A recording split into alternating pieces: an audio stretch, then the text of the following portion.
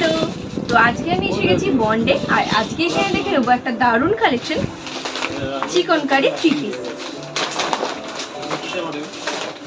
ধরে থাকো ধরে থাকো ধরে থাকো।